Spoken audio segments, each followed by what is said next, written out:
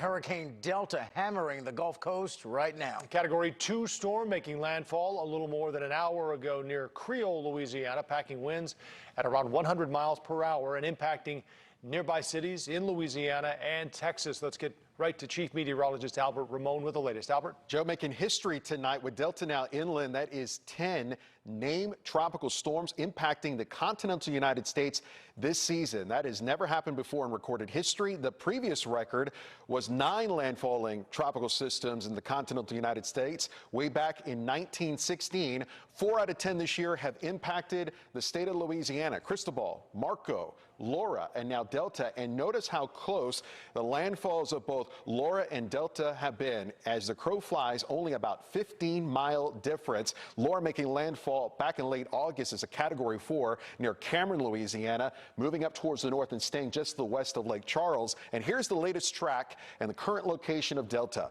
Making landfall as a Cat 2, 100-mile-per-hour winds, now a Category 1 and passing off towards the east of Lake Charles. So, although not as strong as Laura, it's another hurricane, another batch of very heavy rainfall. Doppler radar estimates exceeding 8 inches in some spots as it continues to move up towards the north. The only good news is it's already drying out along the coast. This made landfall again a little over an hour ago, and because the southern portion of the circulation, southern portion of the Iowa is entrapped with dry air, things are already improving, at least in terms of rainfall tonight along the Louisiana coast. Also, things are starting to improve in Lake Charles, the heaviest of the rain and wind lifting up towards the north. The last report we got from Lake Charles at 79-mile-per-hour wind gusts, 69-mile-per-hour wind gusts north of Lake Arthur.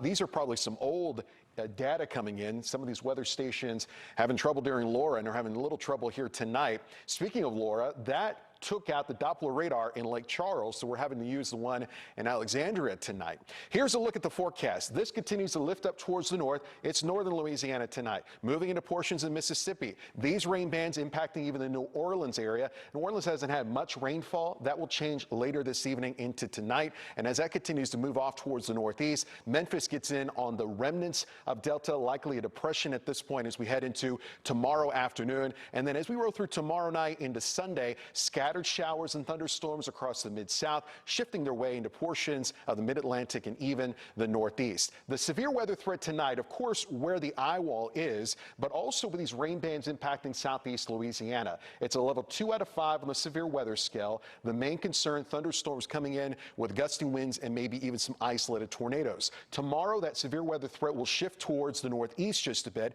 covering portions of Mississippi and Alabama. And like tonight, this area may have to deal with some thunderstorms producing intense winds and isolated tornadoes. And by Sunday, the remnants of Delta may stir up a few strong thunderstorms. It's a lower risk for severe weather on Sunday for portions of the Carolinas, including a good chunk of South Carolina. Main concern on Sunday will be thunderstorms producing gusty winds. Heavy rainfall, as you mentioned, Doppler radar, 6 to 8 inches of rain already. An additional 5 to 7 inches of rain, though, right along coastal areas and up towards the north will be possible. We're back in a couple of minutes with another update here in the Weather Center. Marnie? Wow, Delta on the move. Albert, thank you. One community we know on high alert tonight is Lake Charles, Louisiana. Yeah, they are basically going through another direct hit less than 2 months after they were devastated by the deadly Hurricane Laura. That was in late August. And they still have not recovered from that monster storm. Laura killed nearly 30 people. And the mayor of Lake Charles says the storm damaged 95% of the homes and buildings in that town. Damage still everywhere, debris covering roads and sidewalks. Many roofs tonight still have those blue tarps after the roofs just blew off or were badly damaged. The mayor says 8,000 people are still in shelters. Again, this is several weeks after the storm passed. That's 10%, in fact, of the city's entire population. Yeah, Rob, there are concerns tonight, too, that Hurricane Delta could bring even more damage. NewsNation reporter Kristen Curry is live for us in Lake Charles tonight. Kristen? Yeah, Joe and Marty, this is exactly what Lake Lake Charles didn't need. The wind and the rain has been relentless over the last 3 hours. Strong wind gusts just battering this city that, like you said, was devastated by Laura. Giving you some background, on the way here yesterday, there was thousands of people trying to actually get out of Lake Charles. Traffic was at a standstill from the city all the way to the Texas state line. But I'll tell you, over the last 5 hours that we've been out here, we haven't seen a soul. So it's a ghost town, which is quite encouraging to know people did take those evacuation orders seriously. Now, as far as today goes, we have seen quite a few streets flooded out. We've seen 2 to 3 inches of rain even here in the neighborhood just south of downtown Lake Charles. But what's also interesting is there's been piles of debris scattered all across the neighborhoods, probably every 10 to 20 feet. That debris actually from Hurricane Laura, they just haven't had time to clean up. I mean, 6 weeks is not enough to rebuild and repair. So like you said, they've had to put the blue tarps on roofs, acting as a Band-Aid, a temporary fix, and hoping to actually, keep all that water out that continues to pour down from Hurricane Delta. Now, we still are getting some of those wind gusts from the eye wall, but as Albert said, this is moving to the north, so we do expect it to slow down here.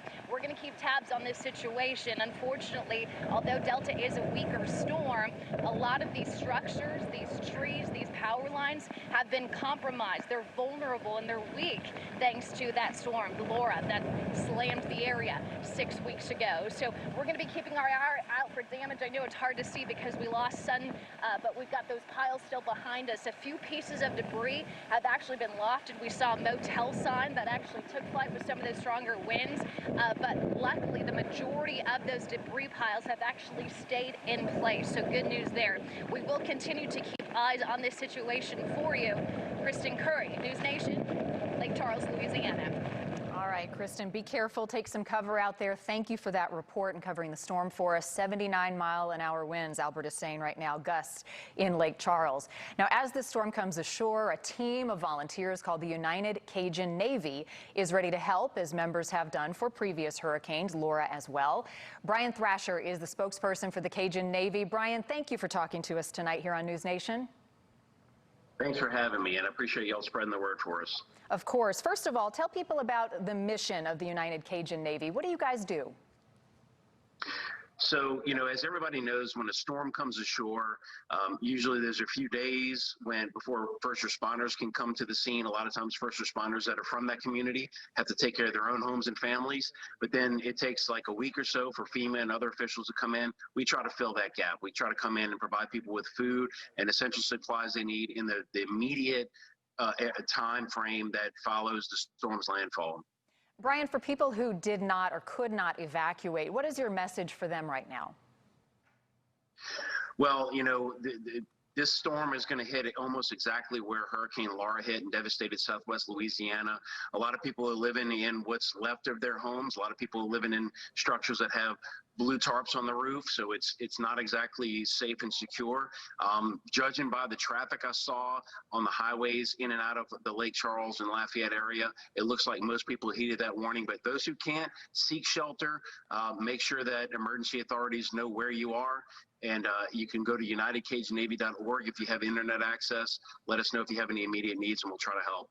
How does the battered infrastructure that they still have there in Lake Charles and surrounding areas impact the work that you are going to be doing in the coming days?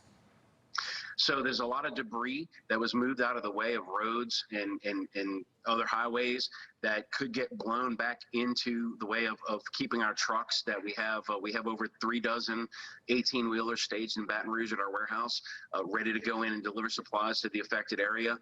We want to make sure that that debris is cleared out of the way.